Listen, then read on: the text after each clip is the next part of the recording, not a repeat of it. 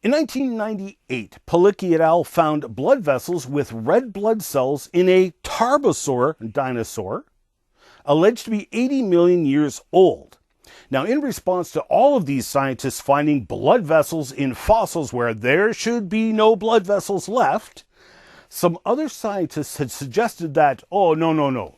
These aren't blood vessels. These are tubes of biofilm made by modern bacteria. So, Palicki went to work and published a follow-up paper in the journal PLOS ONE in 2016 and examined blood vessels found in reptile fossils from the Triassic, dated at around 240 million evolutionary years and considered well before the time of the dinosaurs in the evolutionary column. Not only was this finding of preserved blood vessels spectacular, the vessels were so well preserved they were able to identify the biological compounds making up the tubes and affirm that they matched blood vessels and not biofilms. But the first documentation I've been able to dig up so far is from 1907, so 114 years ago. A book written in German with a title almost as long as the book itself. And I must give a shout out to several of my Facebook friends who helped me in translation of the original paper. Thanks especially to Peter and Fred. Thank you for all your time and help. As it was, we uncovered not just a significant historical and paleontological find, but a historical blunder that would affect researchers towards the end of the century. During his impressive and exhaustive studies of the bone structures preserved in multiple fossils, Adolf Seitz showed microphotographs of blood vessels and red blood cells found in an iguanodon dinosaur bone. Blood vessels and red blood cells, exactly where you would expect them in the bone. Today, that iguanodon would be assigned an age of probably 122 million evolutionary years old. And yet, here were blood vessels and red blood cells so well preserved, they even still had their reddish color, according to Seitz. Seitz was quoted in 1923 in Moody's book on paleopathology. Moody brought up Seitz's work because Moody himself had found the exact same thing in an Apatosaurus metatarsal bone that he himself excavated from the Como dinosaur beds of Wyoming in 1906.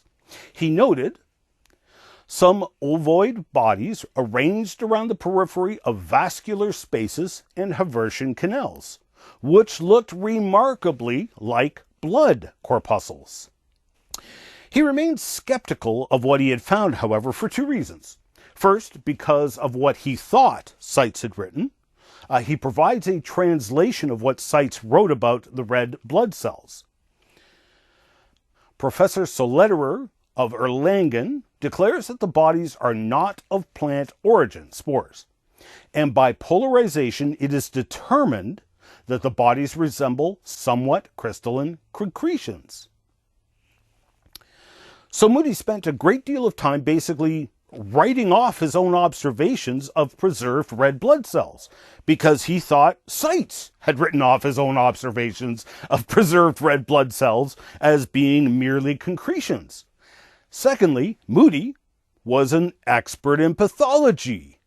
He emphasized the impossibility that red blood cells could be preserved for 122 million years. I totally agree.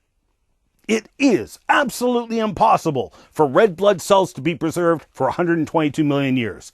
But notice, Moody never said the quiet part out loud.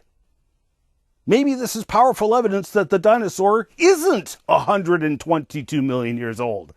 However, Moody was operating on a mistaken translation of the Seitz paper. Seitz was actually emphasizing that everything else was ruled out and that the only possibility that remained was that he was looking at red blood cells, even with their red color still preserved. Here's the original German and the more correct translation into English.